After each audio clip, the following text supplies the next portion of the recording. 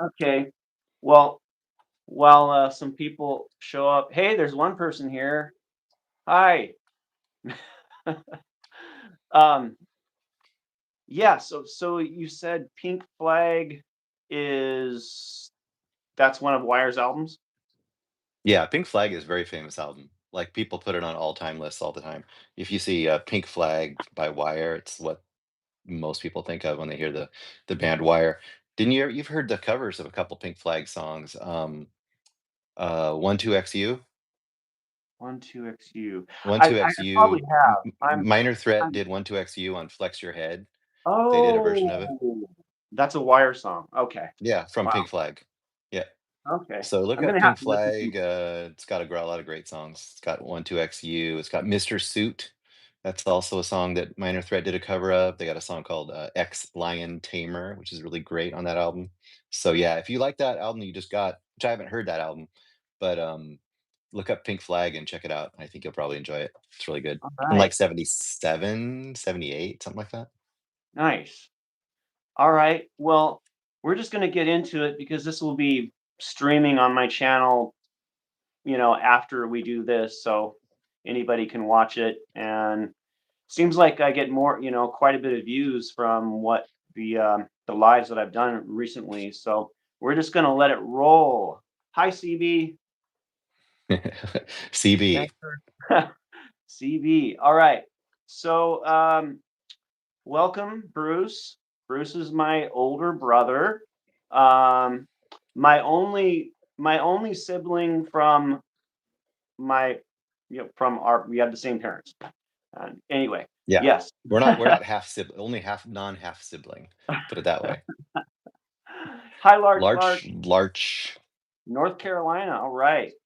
So um, I think that I kind of wanted to go through to start off some of the bands that well, it'd be bands that we were in together, but one of the first bands that I'd like to bring up was a band called The Grind. So, um, now, can you tell me a little bit about even that?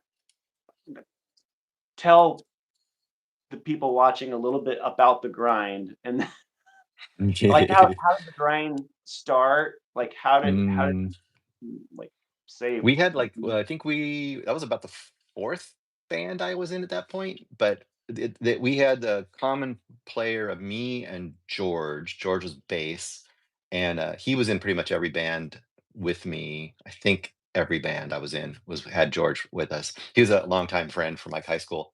Anyway, the grind was a version that we came up with, which ended up being weird because a lot of bands from that era end up producing a bunch of other bands from that era, and we yeah, kind of had a little of that going on too. a lot of 'Cause yeah, that. it was the first band I was in where we got to finally play, like, a little more shows in Seattle, a little more established shows, but, we had myself, guitar, Tim, lead guitar. I was more like rhythm guitar. We had Kurt Flansburgh, which we'll probably talk about a little bit because that's a name some people know in the Northwest for sure. Kurt Flansburgh was our singer.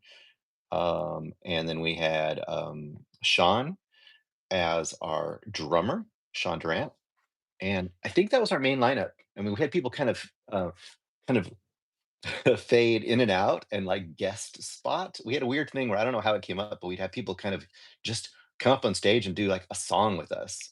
And I think you'll probably bring up some of those people too. But yeah, we played mostly shows in Olympia, Tacoma, Seattle, and in Seattle we mostly played. In fact, I think the only place we played in Seattle was the Gorilla Gardens, which now is a pretty famous venue, which we can also talk about if you want to.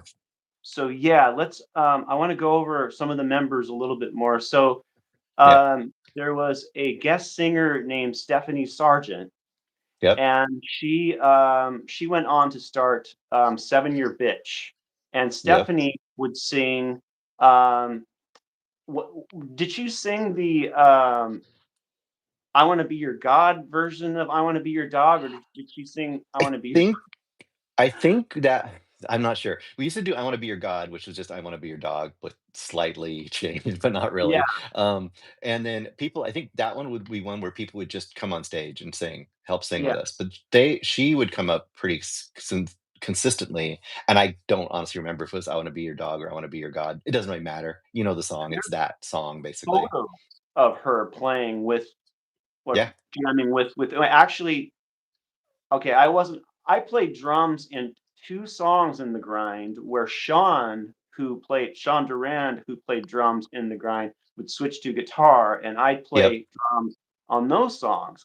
So Yep. and then, of course, that we went on to play in Summer together.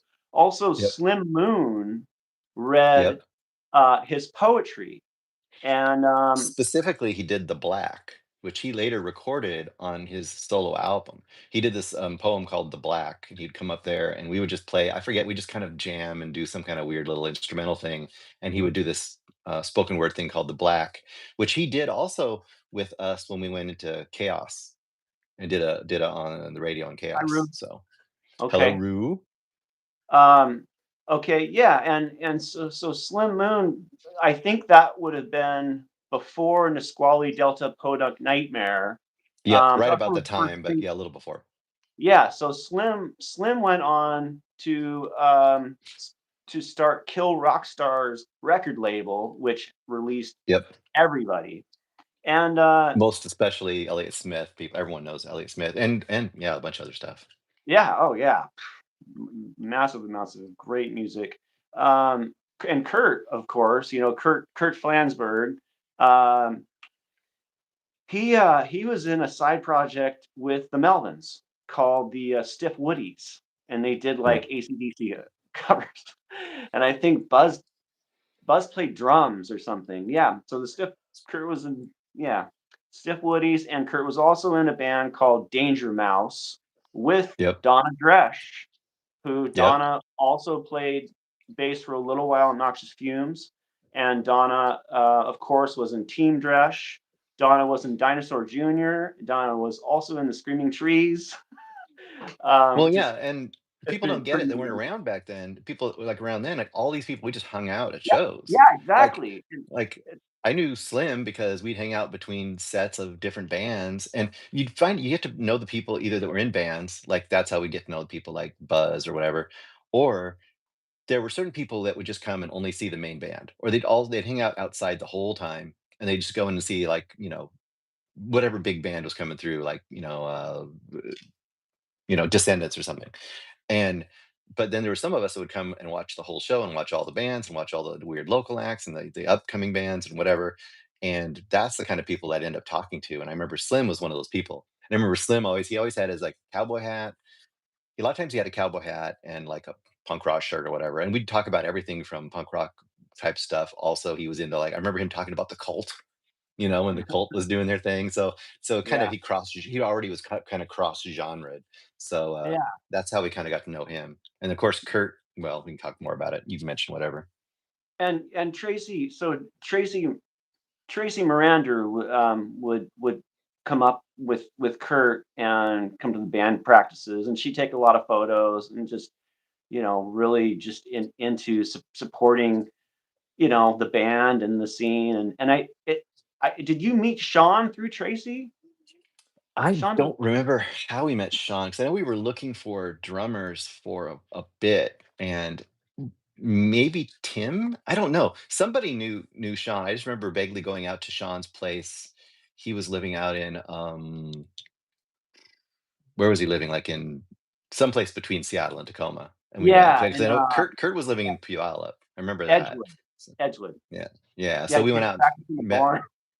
Yeah, we met up with him, and then Sean kind of worked out, and we all hung out and did our thing. So yeah, that's pretty much it. And just like every band back in those days, it was just a big hodgepodge of people you knew or people who knew people you knew, and then somehow they needed to be in a band, or maybe a Yeah, guy got into a band because he literally had a drum set. He had a drum kit, yeah, and or he had a exactly. truck that could haul the equipment or something. I mean, So it really was like, um, it really was like that. It seemed like there was way fewer, musicians, and musicians that all wanted to be, playing in bands. So If you needed somebody, it wasn't that hard to find someone that was interested in, coming and jamming or whatever, you know. Right. And you Yeah, had to that meet people that weren't in Seattle, which was very few too. Like we were all down in South Sound, so even less people, I would say for sure. um no, we never collaborated with anybody in car. Yes, Kill Rock Stars, Larch, yes, the record label, yes. But I wanted to bring up, I thought this was interesting. So when we first started going to punk rock shows, I would have been like, I don't 14 know how, maybe. 13, 14, and you would have Yeah, something been like that. 17. 17 or 18, yeah. Yeah. So dad would drive us up to the metropolis, and there was 2 or Sometimes. 3 times when we would go there, and, well, that's where we met Buzz. So Buzz would Yeah. he would be sitting by himself on the front of the stage, and we didn't know anybody. So Mhm. I mean, we're excited. It's like, for us, like, going to see you know, some band that we loved, whether it was Scream or, you know, Poison Idea or something. So we'd go up and talk to Buzz, and we did a couple times at least, and then Oh, yeah. we became, friends in a sense. And then you move up about a year later, and we're playing shows with the Melvins. It's like, Yeah, and then that's true. yeah, Totally yeah, happened. yeah, Yeah, and I was thinking, I know we dad would give us a ride sometimes. Sometimes I remember George had a truck, kind of a beat down truck. He'd give us a ride sometimes. And I remember right. a couple times going to shows, literally taking the city buses, like taking the city bus all the way from Tacoma to Seattle, which meant you had to basically ride for like, I don't know, an hour and a half or something. And it was just long and terrible. But you do it if you wanted to get up there. So the Grind played some really great shows. Do you remember some of the headliners? I could remember a few, but seeing I know for sure the Descendants, because that was a big deal to me that we got a headliner of the Descendants. I'm trying to remember some of the other ones. You might know better than I. You might have researched it, but we played. I know we played at least 5 or 6 shows at the Gorilla Gardens, if I can remember SNFU, correctly. right? I remember going to SNFU. I don't remember if we opened for them or not. It's hard to remember. You see shows and you played in shows, but when you're playing in a show, you want to see the show too. Like I would have wanted to see the Descendants anyway, and I kind of forget. Like, did I open for that show or did I just see that show? But I think you I guys know did. we opened for the Descendants. We might have opened for SNFU too. I remember SNFU happening and it being a really good show. I think there was one time SNFU played that you guys opened. It seems like then Whipping Boy. Yeah, Um, Whipping Boy, but that wasn't the grind. I think that might have been. Well, I don't know. I thought they played at the Community World Theater, so that might have been Soylent Green. didn't So Whipping Boy play? Well, yeah. I thought I they may have think played. once again, this is old people Yeah, remembering like yeah. 50 years ago, 40 years ago. So So you guys, yeah, the Guerrilla Gardens was, so that was about 1985, yeah, 86 ish, something like that. yep, And there was like the Rock Theater and then the Guerrilla Gardens, and they were old movie theaters. And they sometimes they'd have shows in both, yep, spots. Um, but yeah, so that was a place that was, I think, where Guns N' Roses played their first show I too. believe I'm you're pretty, right. pretty Yep. sure. And then yeah, there was tons of great shows there. Um, Yeah, I think yeah, that if that's the thing I always remember about Guerrilla Gardens, and people like that weren't there they remember, but like you said, it was an old movie theater with 2 screens, like a 2 screen movie theater, but it wasn't a movie theater anymore, obviously. And you go in there, and one side would be like you said, like a punk show. Sometimes it'd be only one show, or it'd be a punk show on one side and a metal show on the other side. yeah, And you could get up if you went on the one side, you could get up into the projection room because it wasn't locked. You get in the projection room and you could I love going up. watch the other show. So you could get 2 shows for the price of 1. And if you were playing in a show, you get 2 shows for free. So that even better. But yeah, Yeah, that was a big venue. I used to bring that little tape recorder up there, and I try to record the bands through the projection holes where they would be filming it. Go like watch like some metal bands or something, go over here and record Yep. some other band. Yeah, I remember one time, so Malfunction, Yep. you know, I never got to see Malfunction when they were actually in tune and they sounded like their recordings, because I really dig the recordings, but it seems like when we saw them there, nobody could stand, like, watching them. They were always way out of tune. They were entertaining. It was like the Um, Andrew Wood experience is what it kind of yeah, became. Like, he'd be yeah, in it makeup. really He'd have was. It like was white kind of like, makeup on, or "What the yeah, we going didn't know what it on?" was. It was like he was doing this kind of glam, weird thing. He had his own vision, definitely, but people at the time weren't really understanding what that was, I don't think. So I remember seeing him because they left a memory in my head, but boy, at the time I didn't know who they were. So Yeah, yeah. I remember one time why that came to mind. I was in the projection room, and those guys from Malfunction were up there in the projection room, but I was like watching a band, and I remember talking to Landrew a little bit, or I don't know if those guys were like putting on makeup or something. I don't know. Something was going on up there. um, could have been lots of things. I yeah. don't know either. Okay. Let's see. So, well, we can come back if we forget any details. Now the grind um, lasted for about, A I don't know. year, maybe year and a half. Yeah, it seems like so much happened in such a Yeah. short period of time. I mean, I don't yeah, all those I mean, we were in the scene, or I was in the scene pretty heavily from 83 to 87, then went off to college. So, I mean, all that stuff happened between like 82 to 87 for me, and then after that only a little bit. So, you gotta figure none of the bands lasted more than, a year or 2 before they transformed into another band. Okay, now Soylent Green. Okay, so we're gonna go into Soylent Green. Started kind of after the grind. Yeah. So Soylent Green after Take the it away. grind, me and George still. So George bass, me guitar.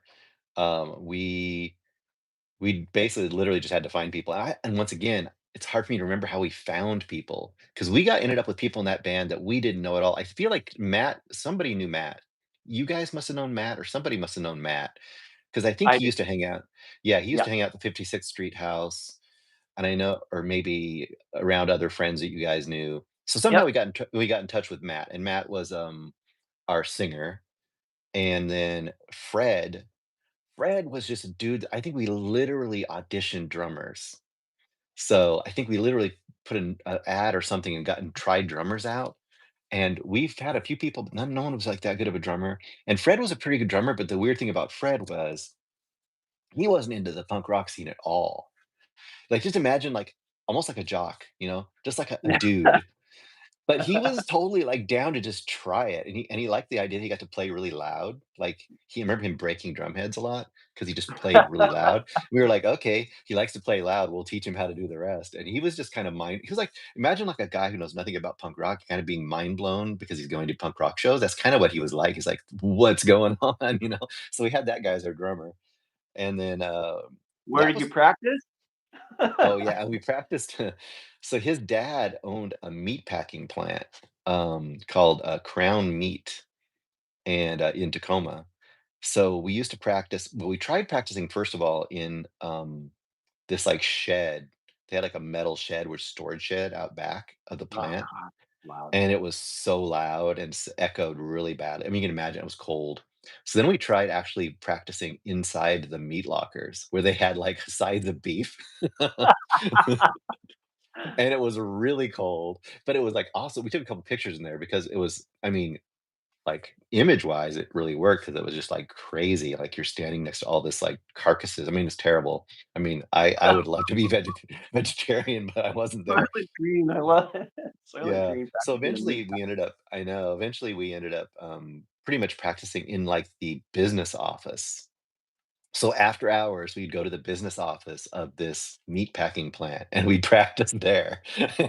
And the sound was pretty good there because it was carpeted, you know, and there wasn't really any houses nearby because it was, in an industrial area where they just had like, you know, more, like not factories per se, but like not really like residential district. So we could play loud there, and I'm sure you'd hear it from a couple blocks away, but no one was bothered by it. So that's what we did. And You then, know, yeah, go for it. oh, it's kind of weird because where you guys practiced, um, for a short period of time, Nirvana practiced in a not at the same time, but in that barn, which was like it would have been right behind Cheers West, and that Oh, was that's not like very, I know, like literally that's like very blocks. I close. know. Yeah. Funny, I Yeah, remember. that was in Tacoma, and yeah, Cheers Yeah, West, you'd have to look it up, but Cheers West was a bar, and it was very close to where we would have practiced. yeah, All this is in like, yeah. I don't know, how do you describe Tacoma? You'd have to look at a map. It's Well, not it's very far kind of a from Tacoma university Community place, College. kind of. So it's not You know, really considered actually in Tacoma city limits. It's kind of out, I think. yeah, Like, University Place, Fir and that kind of in between area. It's kind of in that area. But anyway, that was the band. We played once again, we played mostly shows in Um, a lot of shows at the Community World Theater, which of course is a big thing. And then in Olympia, we played shows, we played house parties, we played what was it called? That outside festival? What was that? Remember out in Port Orchard I or don't think I wherever? went to that. I think I missed it. It was called something. People would know. Someone around the scene would know then. We played at a skating rink out in like Bremerton or Port Orchard or something. Yeah, yeah. But yeah, I think of all the places, and we played Chaos once again. Chaos Radio was in Evergreen State College, which I later went to. And they would really consistently have like, and Nirvana played there. I mean, you guys have played there. I mean, any band at the time, pretty much, if you hooked up with Chaos Radio down in Evergreen, you probably could go in live in the studio and just play, and you get a decent recording out of it if you're a brand new band. And you get a chance to like, get on the radio, even though you couldn't hear it, and most people couldn't hear it or didn't hear it, but it was a chance to do it. So, Um, yeah, yeah, you guys played at the Community World Theater. yeah. Soylent Green played a few really cool shows. I mean, most definitely. I don't remember all of them. I know there was one I missed you guys because I showed up. Oh no, no, I that's right. I missed Pen Cap Chew, Right. but you guys played, so I got there to see you guys. And then when I went and saw, I think one time I went to see you guys play. I don't know if, but Skid Row played that. I get confused if you guys were on that same show that I saw Skid Row. I You think know, we were in two shows. Yeah, two shows that were with Nirvana before they were Nirvana, obviously, but they were Nirvana. It didn't matter. It was the same difference. But yeah, I think one of them they were called Skid Row, and that one I think was, and that one's here. This one right here. I got the copy of the old flyer. It's kind of a famous flyer so if people yeah, have seen it. you drew that flyer. So Yeah, I yeah. did try that flyer. That's why we're on. That's why we're really big. But it was Skid Row was Nirvana, and then, Yellow Snow. I don't think Yellow Snow played, I could be wrong, and Nisqually Delta Podunk Nightmare, of course, that's Slim Moon's band. So, there was a lot of famous people at that show that you don't know how famous they were at the time, but, Yeah, and yeah. actually, Dylan Carlson, I think, was in the Scully Podunk Nightmare. I think. I'm not sure. Um, Yeah, and I was remembering, so Aaron Stauffer, who was a singer of Seaweed, he read some poetry for Soylent Green a couple shows. But he went sounds by, right. didn't he? I think, or he went by Maybe, another name. maybe. I Yeah, don't I think remember, he went man. by he went by Toast or something. I don't know, I like could that. be right. Anyway, I mean, surprisingly, we were pretty chill about people just coming and joining us and just doing weird stuff on stage, which, I mean, I'm glad in hindsight, I'm glad we did that. that we weren't like super like protective, like, no, it's our stage. You can't come up here. We were kind of just like, hey man, let's try something weird, you know? And we weren't that weird sounding as a band, but we were pretty open to it with other people. So hey, I guess it worked out for them. So Yeah. At the same time, I was in Subvert, yep. so, but we never played a show together. I Soylent don't Green and Subvert know. never played a sh I was thinking about that. Like, and also, like, The Grind and Noxious Fumes never played a show together, Nope. And I saw and quite we a were few in the shows band with at you the same guys. time. Huh? Yeah. I That's saw quite a few weird, like, shows that you were tripped in. Yeah. that tripped me out, and the more I think about that, I'm like, well, because I guess, like, because Soylent Green wasn't a hardcore punk band or something, like, maybe you guys got put with more of a band like Skid Row, or Inspector Love, or something like right? I mean, it was kind of Maybe. I mean, who knows? I mean, you know how it was going to those venues. You have no idea how they picked who they were going to put there. I think half the time they just put someone there because, oh, we need another band for this night. So yeah, you guys Jim, are yeah, I think that's probably like, how Jim was definitely doing, and it was a draw, or like, maybe kind of put some of the same bands, or not sounding, but maybe energy-wise or yeah. something, I don't know. And Jim, yeah, Jim ran the Community World Theater. For anyone who doesn't know, Jim May was a very well known person in the Tacoma area. So Yeah, so he lived at the Hell House too, right before Community World Theater started. And let's see, there were some really, really good shows. Um, okay, so I have a memory of Steve Ross jamming with Soylent Green, and Steve played Inspector Love, and then um, Green Apple Quickstep, and mm. but I swear that Steve, before he joined Inspector Love, he jammed with you guys as you were like looking for, I don't know, like maybe having a second guitarist, but that didn't really Ye I do happen. vaguely remember us trying out a second guitarist for a while, It and was good. I'll trust you on that because Yeah, you stayed in the scene so much longer that your connections kind of stayed like active in your brain. Because once I left and went to college, like it was just I was in college land, for 4 years, even though I still listened to all the music and everything. But I wasn't playing with a band and meeting those kind of people every weekend at shows. So I will trust you on that. It definitely could have happened. I know we definitely were trying out a second guitarist because we had two guitars in the grind, and I know we wanted the idea of the same thing in Soylent Green, but it's so hard to find four people. And then you have to find five people that you all can like chill with, and it just didn't work out for whatever reason. So, yeah. I remember Matt, the singer of Soylent Green, was one of the friends I hung out with every day. Myself, Steve mhm. Gianelli, and Scott Lynn. We used to just like smoke weed and drive around Tacoma, and like, you know, just whatever, have fun. And I remember that Matt used to sing flawlessly all of Rock for Light on the Bad Brains. And I would just be like, he'd sing the reggae song. I'm like, oh my gosh, you are an amazing singer. I'm like, hey, my brother's band is looking for a singer. So that's how I introduced him, guys. And he But was just a really like entertaining and fun dude yeah, too. Like he had a good presence, and we had a weird way of always doing that. Like Kurt was the same kind of guy, not the same kind of guy, but both of them had a lot of humor to them. And like a lot of front men or front people in bands will be like, especially hardcore bands or punk bands, like they kind of don't be like like serious, but they we weren't, I guess. it'd be like, We yeah, weren't like Kurt a Kurt Flansburgh and Matt.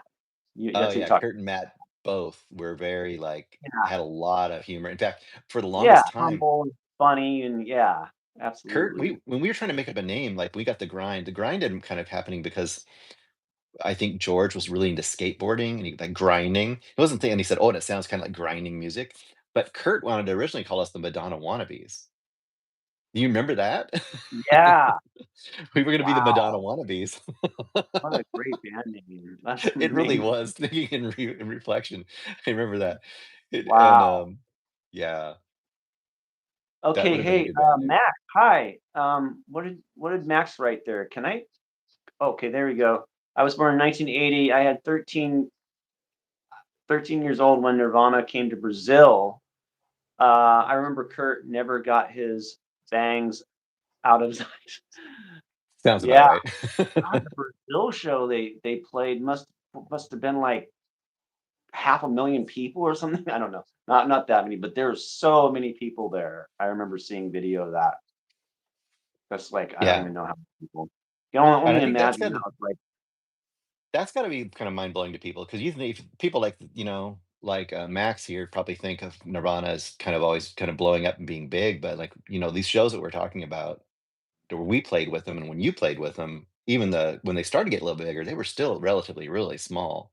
I mean, the shows that I played with them, I mean, what were there, like 30 people, 50 people maybe? yeah, most of it was the bands and like some people showed up like including the people from the bands watching the other bands. Like Yeah, yeah, yeah. really. It was just Yeah. this cold, cold little theater with no heating, in Tacoma, and it was Yeah. all the people in the area in the scene, which is not that big of a scene. We're just going to see shows because it was a Friday night and there's bands playing and you could go there. And that's one thing I wanted to bring up.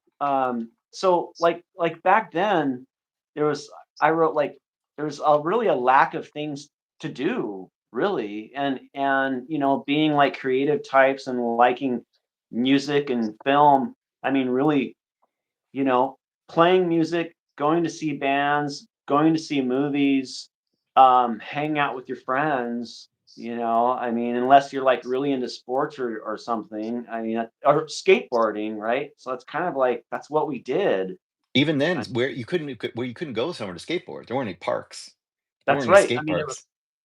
yeah, yeah. You start Like, to talk about that a little bit, like you know, you'd go to, like, loading docks, like, we'd go to loading docks to skate, like, you'd drive around and find, like, industrial areas that have, like, the sloped, like, loading docks, you could just skate on those, and then I remember George literally built a quarter pipe next to his house, and it was a full-size quarter pipe, like, literally, like, on the side of the street where you park your cars, he had a quarter pipe there, and he built it so it was like there was, like, the road slanted down, so you could get some speed going into it. So skaters would just ride around, they'd see that, and they'd stop by and say hi and wanna skate it. And of course, yeah. he had to tear it down pretty quickly because the city was like, "You can't you can't have this on the street." But he did. But I mean, and I think the other thing isn't quite understandable now maybe is, like, how few people there were. Like, in our high school, when I got into punk rock and then got you into punk rock, like, basically, you were 12 or 13. I was, like, 16 when I was starting to get into punk rock. There was, like, one guy at our school in our art class Yeah. who, brought a What was cassette his tape. name? What was his name? Oh, was it Lance? I can't remember his name now. He was like this dude, and he had like a few cassette tapes, and we were listening to metal, and he brought these cassette tapes to school, and they had like I remember there was like Killing Joke, and it had like m- maybe it had like Circle Jerks and Black Flag, and I think he had that Rodney on the Rock one, the one that starts with Brooke Shields with Bloodstains by Agent Orange. He had that, and we listened to all those things and we were like, "Oh, wow." But what I'm saying is, like, he and us ended up being, like, the only punk rockers or only people into punk in our entire high school. Like, there was nobody else, like, nobody. So, that's how we didn't even know if there was people in Tacoma that liked punk rock. And remember we went down to, like, there was a 7-Eleven nearby us, there was this guy working at the 7-Eleven, we started talking to him, and he liked punk rock. So he came over to Mhm. our house and we were like playing our records for him. And that's how you met John Grant, who was in Yeah. Noxious Fumes, because he Well, was no, friends with John Grant. it was when you guys I don't remember. I forget if it was us that went into the 7-Eleven, but we heard like Minor Threat being played. He was playing Minor Threat in the 7-Eleven, or it was Oh, something is that like what it did? we Something were like, I know oh there's a my reason we god, talked to him because we knew. We were like, "Wait, what the yeah, heck?" like There's no one playing stuff. yeah. So we started talking to John. Yeah, Um, I remember you bringing home "Let Them Eat Jelly Beans" on a tape, on a good cassette tape. That was Yes. and and the song, the Bad Brain song on there, just I freaked out when I Pay to heard Come, that wasn't it and Pay to Come? yeah, and the Black Flag song on there, I was just like, Mm. "Wow, this is what is this?" So, I mean, this is yeah, really good. It's me like and Bill used to buy lots of like records. Me and Bill used to buy lots of records, and I think we came back with our first punk rock records, you know? We, like, had switched, we said, "Okay, we're into punk rock now, we're gonna go buy punk rock," and we went to, Tower Records in Seattle because we didn't have any in Tacoma, but Tacoma ended up getting some eventually, but Tower in Seattle always had punk rock, yeah, and, I think Bill came back with Let Them Eat Jelly Beans and something else. I came back with In God We Trust. I remember I got 3 things. I got In God We Trust, I got Group Sex by the Circle Jerks, and I got, what was the other? China Crisis EP, and I still have all 3 of those, and I remember even I think in the Group Sex, it might still have the sticker, like, it says, like, $5 or something on you know, whatever. So, yeah. yeah, that was what I brought back. Let's see what somebody wrote here. "Hi, Yeah. Millie. Those were the days for sure. Shows at the most random locations and the best absurd band names." The dude, hi. Hey, John and brother. I was slightly older than Kurt, born in '60, was a metalhead. 6. I was also was a punk, converted me in '87 or so. Awesome. Hey, the dude. Yeah, the dude. So we had a similar I'm 65. I'm born in 65. He's born in 69. We were really into metal, but we Yeah. got into heavy metal really quickly. I remember we got into like Motorhead and Venom and Iron Maiden. Like I remember going into the record store and finding the first Iron Maiden and just picking it up and going like, this Yep. looks like I it'll was be with metal. you. This looks like it'll be metal. I'm gonna get this. I don't know what it is, but it looks like it'll be good. And Well, that kind of Motorhead and those kind of bands kind of were gateways for us, so we were ready for and all the new wave of British heavy metal stuff too, but we were ready for punk pretty quick, so probably by '82 or '83, not '87, we started well, getting into the punk stuff. we literally were talking about trying to find the hardest Heaviest stuff. music we could find. I mean, that was kind of like instead of calling it metal or whatever, it was all about finding the hardest, most intense music we could find. For some Yep. reason, that was our, you know, I mean, that was before we heard punk rock. It's like Motorhead was. I just remember you brought home Overkill Mhm. or Bomber or Overkill. I think it was I bought Overkill, and then it's like, Overkill I mean, first. I must have been 12, and I'm just like, that was the most amazing thing I've ever experienced in my life, like sitting and listening to Motorhead. I was Yeah. like, "Oh my god." And Ace of We Spades took it to another level. Yeah, I remember we went to Budget Tapes and Records that was, on 6th Avenue in Tacoma, and there was a guy there that we used to talk to all the time, and there upstairs, they had a really small import section, and I remember for weeks, I'd go in there and I'd look at Overkill, and I'm like, "What is this? This looks like something that would be heavy," you know, and it looks like it'd be cool, and it was kind of expensive. Oh, yeah, dude, yeah, Black& and Blues tour for Sabbath and Blue Oyster Cult, that's a great yeah.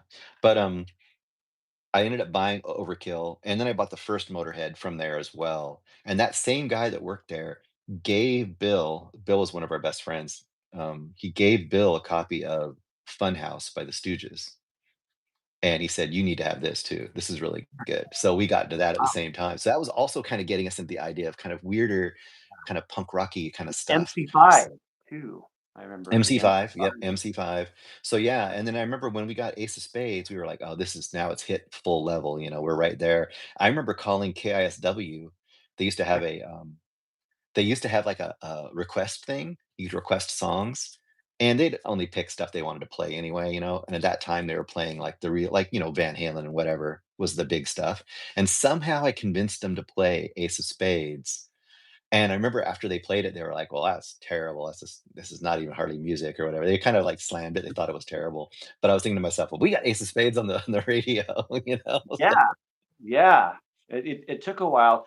Actually, remember HEG, our very first band, Yeah. we were play they got 'em because they had you could send in your local tape, your local Yep, demo of your band, and this yep. is like and we sent it in, they played it. Yeah, I remember that too. They played it was we barely knew how to play, it was just like Yep. pretty We sent it to much Maximum Rock and Roll too, do you remember that? yeah, And they loved Maximum Rock and Roll reviewed it too. yeah, So yeah. So, ATG was our very first band that, we pretty much I think I talked about it the last maybe the last live, but, we just kind of, like, were figuring out how to play and just, yep. you know I mean, I listened to God, I didn't even know what I was doing. I couldn't quite play the punk rock beat, but I don't even know what I would listen to learn the beat. I just knew that, you know, I just learned how to play. I don't remember what I listened to exactly to learn. I think I Like just you mentioned, Discharge, which definitely we were listening to Discharge and, like, I think we remember we also tried to learn pretty quickly the what's it, Negative Approach?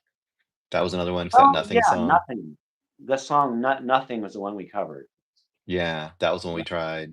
Oh, hey, Millie. I see Millie saying they used to go to the record store and buy records just because the cover looked interesting and the Oh, band name sounded cool. It's like, yeah. The other thing we yeah, used to do is we used exactly. to take your fingernail, we take our fingernail and slit the record sleeve open so we could pull out the disc and look at it and see how hard the grooves looked. Because if you could see if it was a really soft song, the grooves are really dark, and if it was really loud, it would look kind of, I don't know how to describe it, but it looks like more like white. And like, Yeah, because the grooves were like vibrated. So we would go, "Oh, this must be hard because of the way that the tracks look?" So that was another yeah, way we would that's try to genius. figure it out. I don't remember who figured that out, but I think it was you or Bill or something. That was Yeah. amazing.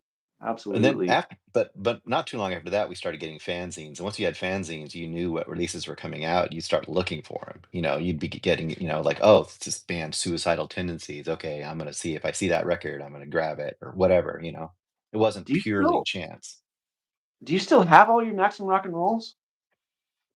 I think I don't think I have a lot of them, but I think I might have a few Maximum Rock and Rolls. I didn't Yeah, keep you very had many of my a ton of them fanzines. for a Yeah, I don't think I while. kept many of my fanzines, but, Oh, yeah. damn. You know that currently I live down in the South, not too far from me, the entire Maximum Rock and Roll archive moved to this college near Nashville. Do you know that? Wow. No. That includes, like, all of the demos and all of the stuff that was sent to them for review. And I'm gonna see if I can find a way to go to that place and Yeah. check out the archives. But it's pretty weird they moved all the archives over there, to this place not too far from Nashville. I don't know why, but hey, if it's being preserved, I guess that's good. Yeah. Um, Well, interesting though. there's some YouTube or something that I read where they're starting to upload some of that stuff, and a live Subvert show popped up from the Gilman Street, which Mm, that was where Tim Yohannan, was that kinda yeah, where Maximum Rock and Roll was based. But it was a show we played there, I think with Neurosis and, Christ on Parade. But yeah, that was uploaded and they videotaped pretty much every show. So there's archives of video from the Gilman Street. Um, that's and cool. we definitely got videotaped. I've been looking for that for years and asking, I mean, going back like 30 years, asking people that might know, and haven't been able to, track it down. But yeah, those archives are getting uploaded. I've seen somebody posted something where those are being up yeah, That's very cool. yeah, Tim Yohannan, they kept everything, most definitely. Um, yeah, like, I was thinking about so ATG so back we're gonna go back to about, I don't know, beginning of '83? Is that a little 83-ish, yeah, that's probably right. so at that time there we didn't know really who was in Tacoma related to in any bands. I mean, we'd see flyers once in a while. So this is before I.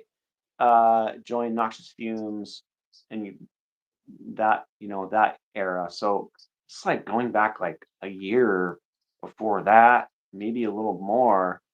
Um, but I remember we once in a while we'd see a flyer, and then we saw the flyer for like the it was the Farts and Rejectors show. It's like one of the Yep. first, kind of infamous, Was you that know, 56th Street somewhere? Or no, no, it was it was down like on, downtown at the Oddfellows Hall, and I think it Sprague got or shut something? down. Yeah. I know Um, we ended up seeing Rejectors at a house. but we didn't get to go to that show. The No, the Rejectors were gonna play at Dan Kempthorne's house, but they canceled. They showed up, but they didn't play. Okay. Yeah. It's hard to remember all these things, but I remember there was a house show with Rejectors that was supposed to happen around that time. So, Yeah, yeah. Yeah, it was supposed to happen.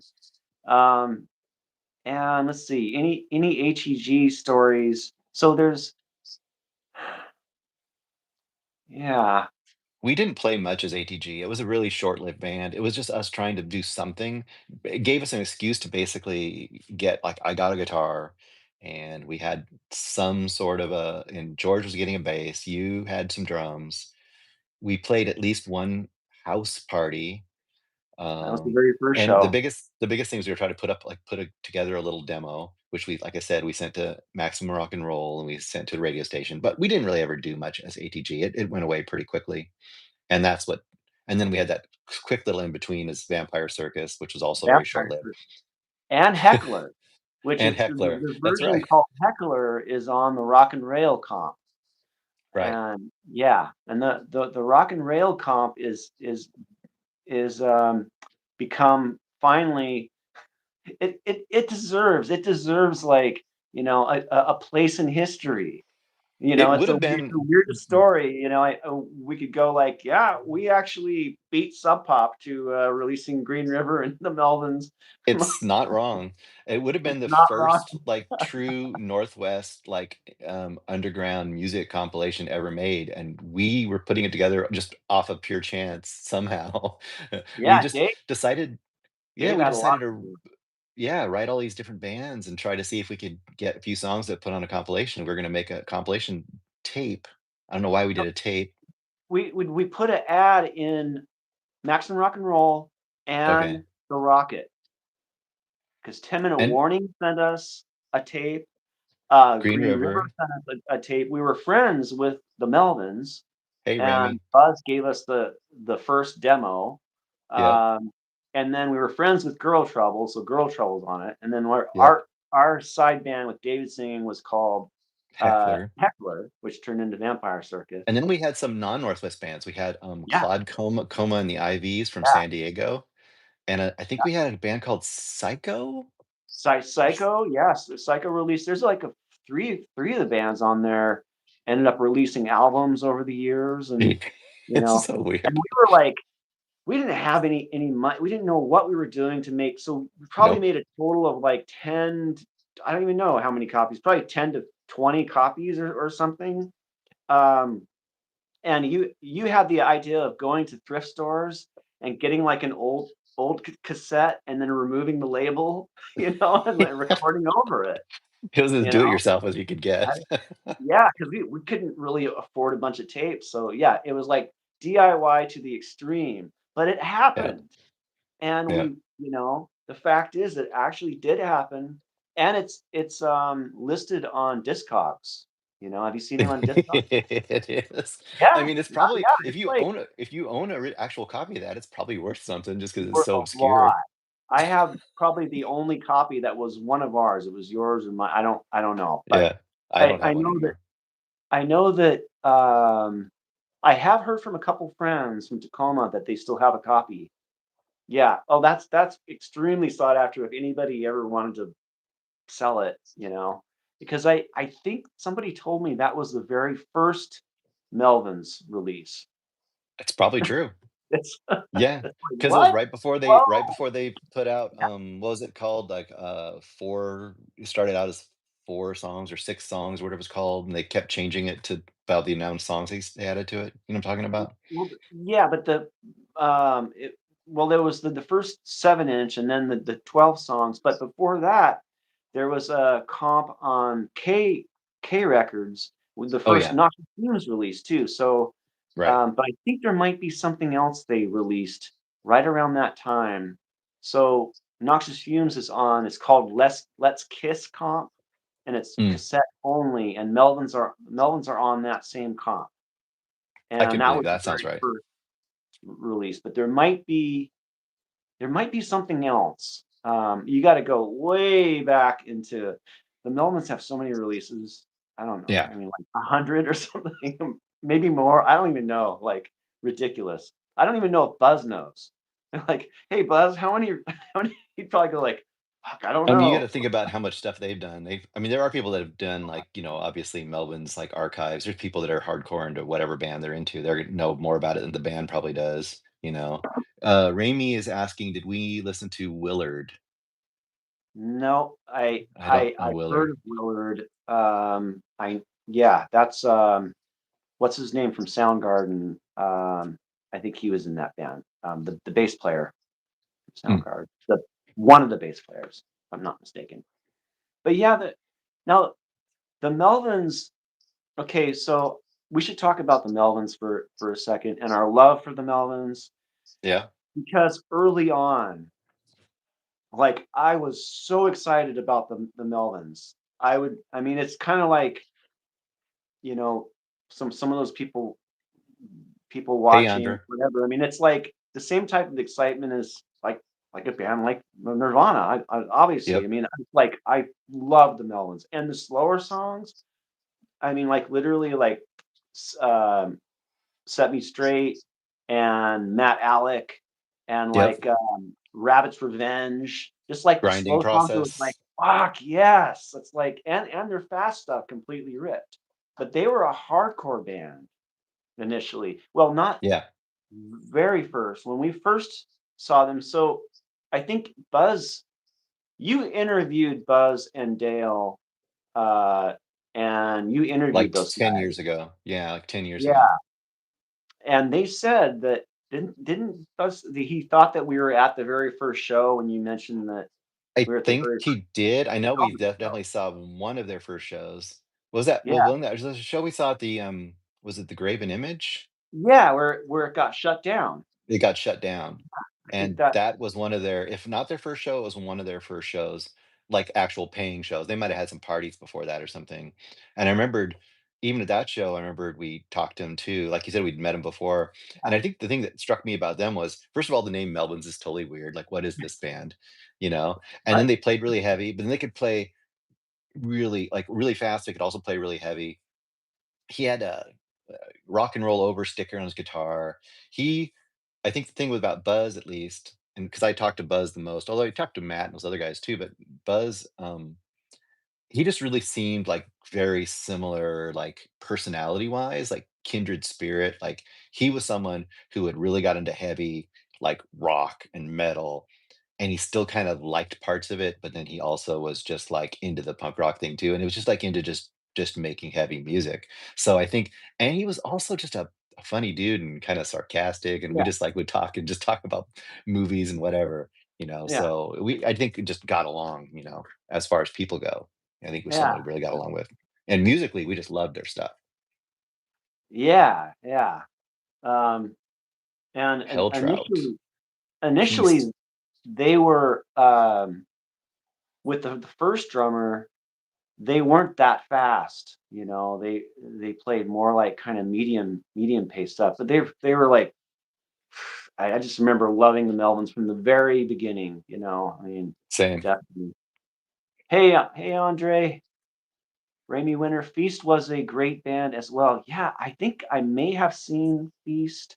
Helltrout, awesome band, absolutely. Um, I can't really remember Feast. Somebody else recently told me that I have to listen to Feast. I don't really remember what they sound like. Okay, Vampire Circus. Yeah, so we had a band called Vampire Circus after Heckler, kind of the same band basically, and did a few shows. Um, and any other, let's see, I think that's Most That's pretty most much all the bands. I mean, the only thing we good about Vampire Circus, we did have a really great show at the Tropicana, which is recorded, and it yeah. sounds pretty decent because it was off of the board. And that was a Melvin's. That was a show supposed to be March of Crimes, I believe. Supposed to be March of Crimes, Melvins, and us, and March of Crimes had to cancel, if I remember correctly. And so Melvins played before us, and then we played as Vampire Circus, and then Melvins played again. Okay, so this might be the show where Chris Novoselic was kind of a roadie for the That Melvins, totally could be and true. And they did, that might have been the night they did Mentors covers, I think that's probably true because I think with that when they Chris played the playing first bass. time, yeah, Chris, when they played the first time, it was like all loosey goosey because it wasn't their real set. Like they just had to play weird stuff. So that probably is true. And then we played our regular set, and then they came on and played. Melvin's played their actual set. After that. yeah, yeah, and then also they would do like, when Ride the Light not Ride the Lightning, but, Kill 'Em All, Metallica came out, they would do they'd do, like, a bunch of songs off Kill 'Em All. They did Four Horsemen and a couple other Metallica songs. Um, That plays out correctly. yeah, That sounds right. Buzz one time made me a comp cassette. I wish I still had it, but it had like these Megadeth demos, Celtic Frost, Cheetah Chrome, early Metallica. Um, I gotta ask him about that. Like, next time there's a Melbourne show, remember to bring that up. See if he remembers what other bands are on there. But it was I like, haven't yeah, that's like seen comp. I haven't seen Buzz for a while now. I haven't seen any of their shows for like over 10 years, I think. Every time I see him like once every 10 years. And every Yeah, time I see him, it's funny because I'll go to the show and I don't do anything. Usually I just go to the show and I'm just like there and I don't look for him or anything. But usually he'll be walking by to go do something and be like, "Oh hey, Perky, how's it going, man?" He'll just like yeah, recognize you out of nowhere. Say, "How's it going, man?" He might stop for a second. It's like awkward, but also not awkward. It's like, "Oh yeah, I know you." That's yeah. it. I think they're playing kind of close to you. So Bruce is in Athens, Alabama. Yep. They have a house down there, and I think they're playing somewhere near you. Not, They're I either don't know, probably either Alabama. Birmingham or Nashville. That's usually where they will play, Yeah, Birmingham or yeah, Nashville, which I just usually don't go that far to get to a show because it's hard on my wife to go that far nowadays. But if they were to play Huntsville, though, I'd probably find an excuse to go, which no one comes to Huntsville. The yeah, X came to Huntsville like 4 years ago, which was yeah. amazing. Like Amazing. they never would come to, no one ever comes to Huntsville. But either way, that's beside the point. The main Yeah, point was, like you said, like they were a great band and they had like that kind of that metal plus punk influence, which of course is why everyone kind of highlights them as like kind of this beginning of quote grunge, whatever you want to call it. But honestly, I think more than that, that was kind of just the world we lived in, right? Like we lived in that world where both things were hitting at once. Metal was happening and hardcore was happening. If you're into underground music, you kind of heard both a lot and yeah. it just influenced you, you know? That's what it was. Well, I think at the point I remember very specifically when I heard that Dale Crover was going to play with the Melvins, um, and just being so excited, and not with the Melvins, sorry, with Nirvana or with that lineup, and just being so excited, and just in my mind, I imagined I was like, wow, what is this going to sound? It's going to sound really great. This is going to sound heavy. Anyway, um, And it did. yeah, and it did. Yeah, That's beyond what you can imagine. You got Um, some Raimi asked about Blood Circus. Blood Um, I saw Blood Circus play once opening for Nirvana, and they were cool. Like, I don't remember being blown away by Blood Circus at all live, but and they were cool. Raimi mentions Mark Arm. We, of course, saw a bunch of different versions of Mark Arm. One of the first shows we went to, I think the first show we went to at the Metropolis had Mr. Ep, which is Mr. Mark F. Arm's like Yeah, first band. Mr. Ep and Poison Idea and Accused and Rejectors, maybe? yeah, it was a Poison Idea, Accused, and Rejectors. Yeah, Because I think and Accused Rejectors were having their album release party for their split LP, if I remember correctly, or soon after that they did. It was that around that time period. but Because the Mr. original Ep had the probably was played Mr. a Ep a different different show. show? Yeah, Yeah, you could be right. I mean, they all blend together, but I definitely saw Mr. Ep play there though. yeah, and they were interesting. I wasn't Yeah, really a Mr. Ep fan myself. I thought it was kind of noisy. I didn't really, I don't know. I didn't really get it. I didn't really I liked like. Mohawk. Mohawk Man was a good song though. Mohawk Man is still a Like, good song. yeah. But one of the first punk show that I ever saw, Mr. Ep played too. But it was the Dead Kennedys and 10 Minute Mm, Warning, right. the Rejectors Was that and at the Mr. Ep. Moore Theater? Or is it at That was like, I don't remember where that was. It was Moore somebody. Theater Showbox, Paramount? Larry, maybe I don't know if you're here. Do you remember where that was? I don't Too many things in our brains too long yeah, ago. I mean, surprisingly, I can remember, where a lot of the shows were. The Suicidal Tendencies show we went to, that was, I know where Yeah. that was. That was on Capitol Hill, like, Yep. right, I think it was the Odd Fellows Hall or Oddfellows Hall. Yeah. something on Capitol Hill, and Suicidal Tendencies and Slug Drug Lords. Lords, yeah, and Splooey Numa, which Yeah, one of that's the, right. I think one of the, who was it? Somebody from either Mudhoney or Pearl Jam was in Splooey Numa, come to find out. Oh, let's see, we got something here. Andrea. Andre, back then, things needed to be lived, felt, truly experienced. Going to your first punk concert was something you hadn't, was a shocking presence, takes root. Yeah, nice, nicely said. Yeah, that's true, Andre. Yeah, I mean, I think the thing is just yeah, definitely. I remember, yeah, going to the first punk rock shows because the idea behind punk rock was so like daring or whatever. It's a little scary, like what's going to happen, and it's like it was the opposite in a way. Like I remember one of the early ones we saw at Metropolis. Like the people there were totally cool, you know, and they just knew you were part of their weird crowd, so it wasn't like people were like, it wasn't dangerous or anything. But I do remember a couple Marines showed up. Do you remember that? No. Some Marines showed up and they had like their flak jackets on because they thought they were gonna go to a punk rock show and kick punk rockers' asses. And I remember them going in there and trying to slam and like punching and just being like really Wow. like aggressive. And I remember everyone just grabbing them and shoving them against the stage and holding them there and telling them to get the F out. And they had to basically they drove the Marines out, but the Marine, they didn't beat them up or anything. And I just remember that was an example to me, like, okay, this is my scene, like we're just not having that. We just don't want that attitude. I might have not And been at that show. Maybe that was a show that you maybe went maybe to. not. Yeah. I know Um, I feel like I saw Poison Idea a couple times there, but yeah, I remember that specifically being a really weird experience.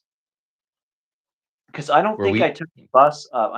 I don't think, I think that you took the bus up, but not maybe with George or Bill or something, but not with me because I was maybe probably too young. I was like 13, 14, something like that. Um, Yeah, for I sure. for sure. I'm reading some of these things here. Ramey's asking, were you guys into Pain Teens? Don't know Pain Teens.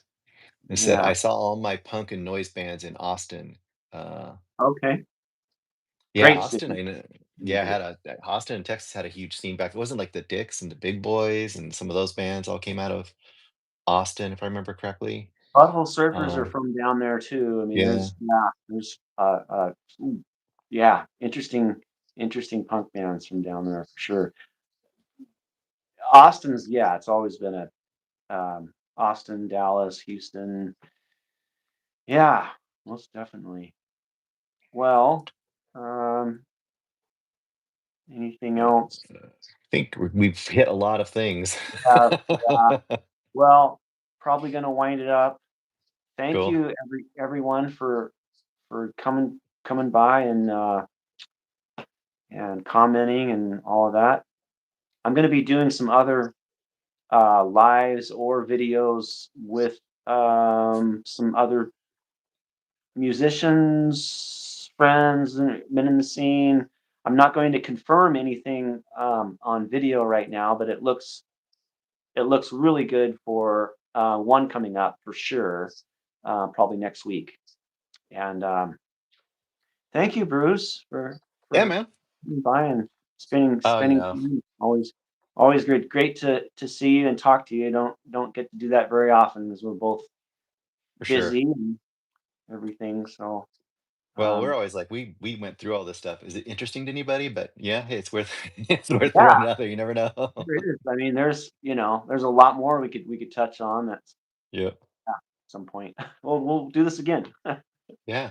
Cool. Thanks, everybody. All right, bye. Bye. Let's see if we can shut this down. I don't know. Let's see. How do we do this? There we go.